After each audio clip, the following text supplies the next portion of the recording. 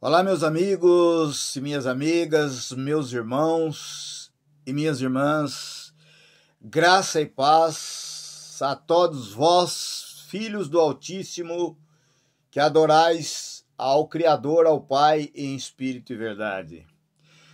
No vídeo de hoje eu quero convidar você que permaneça até o final desse vídeo, para que você entenda por que que o Filho, o Messias, o Salvador, Yeshua, não tinha religião, não deixou religião e ele é totalmente contra a religião.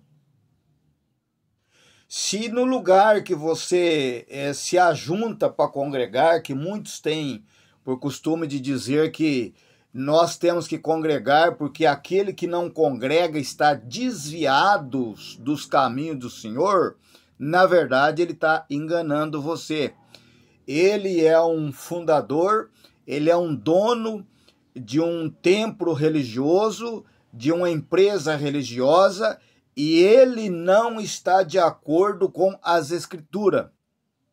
E o Messias, Yeshua, Yahshua, conhecido por Jesus Cristo, ele foi morto justamente pelos religiosos. Sabe, você que é religioso aí, que paga dízimo, que come pão com suco de uva, você que faz campanha, você que faz aquele monte de coisa, que não anda dia de sábado, que não corta cabelo, e aquela coiseira tudo que a religião proíbe você de fazer. Pois é contra esse sistema religioso que o Messias, o Salvador, era contra, e por isso ele foi morto. E eu vou provar para você, vou mostrar para você dentro das Escrituras, que é mais fácil uma prostituta se salvar do que um líder religioso, um pastor, um apóstolo, um bispo, um papa, seja lá o que for. Então eu convido você a abrir a sua Bíblia aí na sua casa, no livro histórico, viu? Não é livro profético, não, é um livro histórico de Mateus, no capítulo 21, do verso 28 até o verso 32. E eu gostaria que você acompanhasse essa leitura aí e depois mostrasse para o seu pastor, que o seu pastor vai ficar de fora. Ele não vai entrar no reino dos céus. Então acompanha a leitura. A parábola dos dois filhos. E que vos parece? Um homem tinha dois filhos. Chegando-se ao primeiro, disse: Filho, vai hoje trabalhar na vinha? Verso 29. Ele respondeu: Sim, senhor. Porém não foi. Verso 30. Dirigindo-se ao segundo, disse-lhe a mesma coisa. Mas este respondeu: Eu não quero. Porém depois se arrependeu e foi. No verso 31, o Messias perguntando para os líderes religiosos daquela época e da época de hoje: qual dos dois fez a vontade do Pai? Não é a vontade do pastor, não. Do Pai. Disseram: o segundo. Declarou-lhe o Messias: em verdade vos digo que publicanos e meretrizes vós precede no reino de Deus. Presta bem atenção. Verso 32. Porque João veio a vós outros no caminho da justiça, e não acreditaste nele, ao passo que os publicanos e meretrizes creram. Vós, porém, mesmo vendo isto, não vos arrependestes para crerem nele. Então, é só esse versículo só, para que nós possamos a entender. Esse foi o texto que eu li, E agora nós vamos para o contexto, para que você possa entender por que que os pastores, padres, apóstolos, bispos, seja lá o religioso que for, não vai herdar o reino dos céus. Não vai herdar a vida eterna. Sabe por quê? Porque foi a religião, foi o religioso que matou o Messias. E eu convido você a acompanhar a leitura para que o contexto possa ficar bem entrado dentro da sua mente. Ora, por ocasião da festa, o governador costumava soltar o preso. Naquela ocasião, eles tinham um preso muito conhecido chamado Barrabás. Estando, pois, o povo reunido, Pilatos, pois, perguntou: quem que é o sorte, Barrabás ou Jesus, chamado Cristo? Porque sabia que era por inveja que os religiosos tinham entregado o Jesus, Yeshua e Yahshua. Quem que era que tinha inveja dele? Os sacerdotes. Quem foi que entregou Jesus? Judas, um dos discípulos dele. E estando Pilatos sentado no tribunal, a mulher dele mandou dizer: não se envolva com esse justo, pois hoje em sonho eu sofri muito por causa dele. 20. Mas os principais sacerdotes e os anciões persuadiram o povo para que pedissem Barrabás e condenasse Jesus à morte. Esses são os religiosos. De novo o governador perguntou: qual dos dois vocês quer que eu solte? Barrabás. Pilatos lhe perguntou: que fará então com Jesus, chamado Cristo? Todos gritaram: que seja crucificado. 23. Pilatos continuou: que mal lhe fez? Porém eles gritavam cada vez mais alto: que seja crucificado. 24. Vendo Pilatos que nada conseguia e que ao contrário o tumulto aumentava, mandou trazer água e lavou as suas mãos, dizendo: estou inocente do sangue deste homem. Fique o caso com você. Resolva.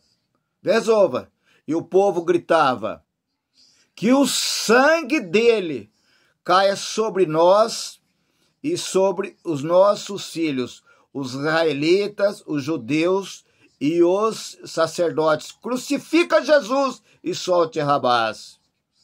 Que o sangue dele caia sobre nós. Nós quem? Os israelitas e os sacerdotes. Você prestou atenção, meu amado irmão? A palavra foi revelada para você, meu amado irmão, que eles trocaram o Salvador por Barrabás, que era um agitador, que era um ladrão, que roubava, matava e destruía. E que Pilatos não viu nenhuma maldade, nenhum crime no Salvador. E ele lavou as mãos dele e falou para os israelitas e para os líderes daquela época, os religiosos, os sacerdotes do templo: eu não vejo mal nenhum nesse homem, você resolva aí. Eu não quero ser culpado da morte desse justo. E os judeus, que era a nação escolhida, e os sacerdotes, que eram os religiosos que comandavam no templo, que fazia sacrifícios, que pegava o dízimo, disseram: que caia sobre nós e sobre nossos filhos o sangue desse justo. Quem foi responsável pela morte de Jesus? Os judeus, que era a nação escolhida, Israel, que matava os profetas. e que matou o Salvador, e que negaram o Salvador, e que trocaram o Messias por um ladrão chamado Barrabás. Quem foi que trocou? Os israelitas, a nação santa, o sacerdócio santo. E quem estava ali fomentando o povo para gritar: crucifica, crucifica, e que o sangue dele caia sobre nós e nossos filhos? Os religiosos, os sacerdotes do templo da religião, o templo de Salomão.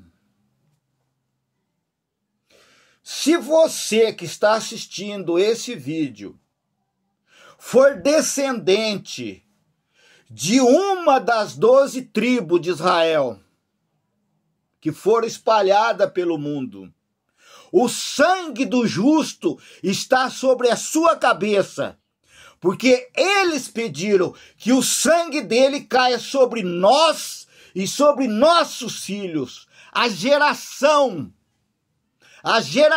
deles. Quem é que garante que eu não sou daquela geração? Quem é que garante que o sangue daquele justo não está aqui nas minhas mãos, na minha cabeça, por eu ter lá um ancestral meu, ter rejeitado ele, ter trocado o Salvador por um ladrão salteador? Aí alguém pode dizer assim: ah, mas eu sou pastor, eu sou ungido, eu tenho cobertura espiritual, eu sou consagrado, eu tenho teologia, eu tenho curso superior, eu falo em línguas, eu sei falar em outros idiomas, eu ganho um salário bom para ser pastor. E quem é que garante que um ancestral seu lá, que também era religioso, o sangue dele não caiu em cima deles, em cima de você? Quem é que garante que você, pastor, que o sangue do Salvador está sobre a sua cabeça? Então, para fechar esse vídeo, para não ficar muito comprido, raciocine comigo. Raciocine comigo. Porque João veio a vós outros no caminho da justiça, e não acreditaram nele, ao passo que publicanos e meretrizes creram. Vós, porém, mesmo vendo e ouvindo isso que eu estou falando, você não está se arrependendo e você não acredita na revelação da palavra. Os publicanos e as meretrizes têm mais valor, porque eles não viram e não ouviram, mas quando você fala do Salvador para eles, eles acreditam. Mas quando nós vamos falar para os líderes, para os pastores, pararem de roubar o dízimo, parar de guardar a lei de Moisés, eles não acreditam. Não, eu sou pastor, eu sou um homem de Deus, eu sou um servo de Deus. E se o sangue do Messias estiver sobre a sua cabeça? Você vai ter que dar conta. Você vai ter que dar conta, porque você trocou Jesus. Sabe a truca do que você trocou? A truca do dízimo.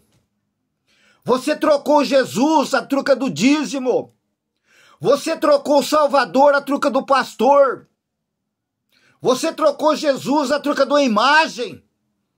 Você trocou Jesus, a truca de uma religião. Você trocou Jesus, a truca de um político. Você trocou Jesus, a truca do salário. Você trocou Jesus, a truca do dízimo. Ladrão e salteador. O sangue daquele justo, daquele inocente, está sobre a sua cabeça. E você vai ter que dar contas. E eu pergunto para você, meu irmão e minha irmã, quem você acredita? No Salvador, o inocente, ou no Barrabás que está aí pegando o seu dízimo? Pense nisso. E que o Eterno revele a você a palavra dele.